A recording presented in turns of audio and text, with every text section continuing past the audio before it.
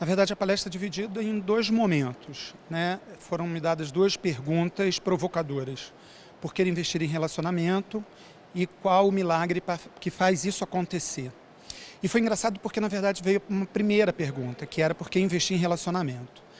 Relacionamento é um tema que eu durmo, eu sonho com relacionamento, eu acordo, eu escrevo, eu dou aula, eu vivo muito os dois lados, porque eu sou cliente e também sirvo, né? Vou servir agora um certo número de pessoas.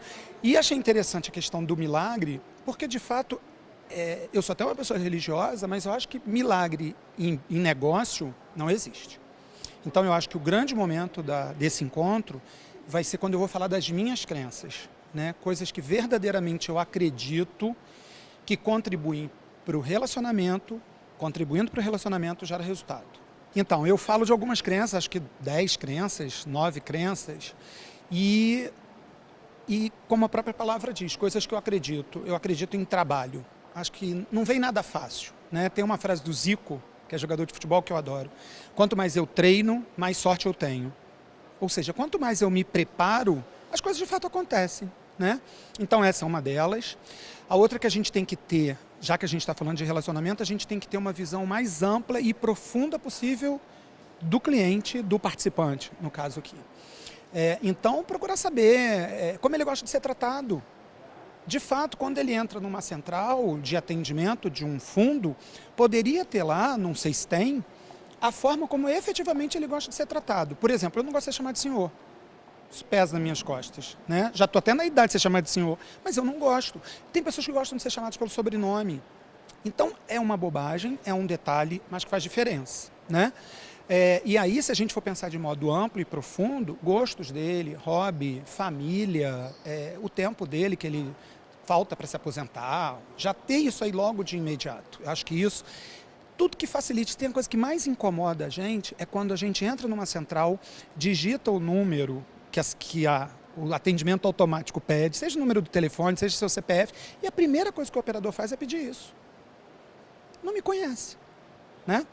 Então, acho que tem isso. E tem uma que eu acho que é interessante falar aqui, que não tem a ver só com esse encontro, mas eu acho que todos nós temos que nos envolver na questão da educação no Brasil. E aí eu estou falando de educação infantil, jovens e adultos, porque isso está impactando no mercado de trabalho. As pessoas não conseguem fechar uma vaga num processo seletivo porque você não encontra pessoas capacitadas. E não é só questão técnica, não é só uma falha técnica, é lá de baixo. E não preciso dizer para você que está falida a educação no Brasil, né? Um pouco menos pior nas instituições particulares, e eu digo menos pior mesmo, né? Porque as professoras estão despreparadas e são elas que alfabetizam, são elas que dão português e aí elas não sabem interpretar. Essa criança sai de uma escola sem saber interpretar um texto. Como interpretar um texto ouvido? Tem um momento também, uma das crenças é investir em treinamento, investir em formas de treinamento de educação, formal e não formal, né? A gente acha que sempre treinar é botar em sala de aula, mas treinar pode ser botar no auditório para assistir um filme de circuito, onde depois fale de estratégia, onde depois fale de competitividade, de trabalho em equipe, isso é uma forma de treinar. Mas o que eu estava falando antes é uma crença mesmo, no sentido mais amplo. Acho que todos nós, os empresários e as pessoas físicas, têm que pensar nisso. O que eu posso fazer para melhorar a educação no Brasil? Eu, sinceramente, acredito que a gente já está nessa contramão no que diz respeito a negócio, né? É um a um, one to one, é outro. É isso que, quem não souber fazer isso, não digo que vai quebrar, porque eu acho que tem muitas variáveis envolvendo isso, mas não vai ter sucesso. Pode ter aí viver numa zona de conforto, cresci isso, tenho isso de cliente, consegui isso de negócio, mas falar em crescimento sem pensar na individualidade do consumidor, do cliente, do participante, do freguês, como dizia meu avô. Num determinado momento eu vou mostrar um slide que é uma caderneta dos armazéns das mercearias dos anos 60 e 70. Nada mais é do que um a um.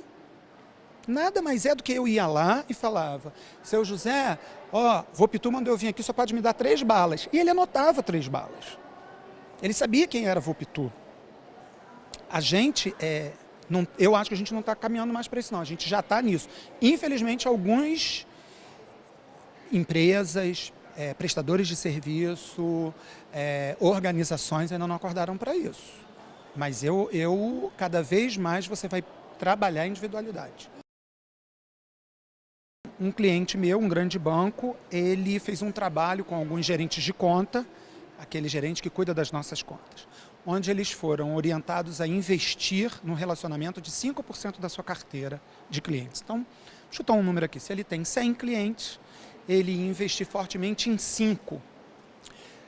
No final do mês, e isso se repetiu, ele teve um crescimento de venda de produto, de depósito, de relacionamento mesmo, de colocar em débito automático, de 35% a 75%.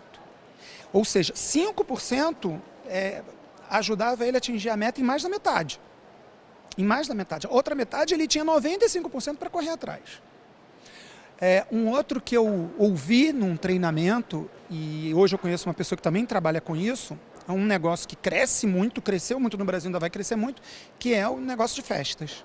Né?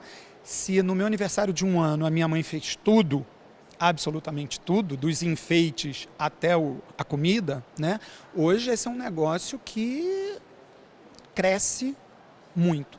E aí uma casa de festas, numa cidade afastada do Rio de Janeiro, ela fazia toda uma entrevista com a família prévia, aniversário de criança, buffet infantil, sobre o aniversariante, as questões da saúde do aniversariante e se a família tinha informações sobre os convidados. Então, por exemplo, nas mesas tinha um totem de acrílico onde eles diziam a composição de cada comida que era servida. Então, por exemplo, numa coxinha de galinha levava leite.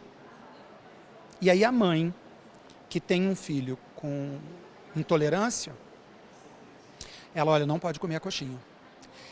Ela cresceu 30%, aliás, ela cresceu 30% não. A cada festa, ela fechava 4. A cada festa as pessoas se aproximavam dela, você tem agenda? 4 convidados fechavam festa. Além disso, além do leite, por exemplo, as pessoas com problema de diabetes. Então um avô, ou mesmo que não seja mais velho, eles colocavam um imã na cadeira, um símbolo. Todos os garçons sabiam que a pessoa que estava sentada naquela cadeira, ela tinha um problema com açúcar, então ele já indicava a bebida diet. Mas a pessoa podia mudar de lugar. O marido da dona, ele ficava num lugar mais alto, acompanhando essas mudanças e mandando trocar as placas. Sabe qual é o custo disso? Financeiro? 0. É a orientação da equipe. É a orientação da equipe. É chegar para o garçom e falar assim, eu estou vendo aqui, tem uma sinalização, o senhor não pode tomar refrigerante doce, só pode tomar diet ou light, né? Isso é treinamento. Isso não aumentava em nada. E outra, ele era dono do negócio. Quem ficava nessa sinalização de mudanças no salão era dono do negócio. E a minha avó, nordestina analfabeta, já dizia, é o olhar do dono que engorda o boi.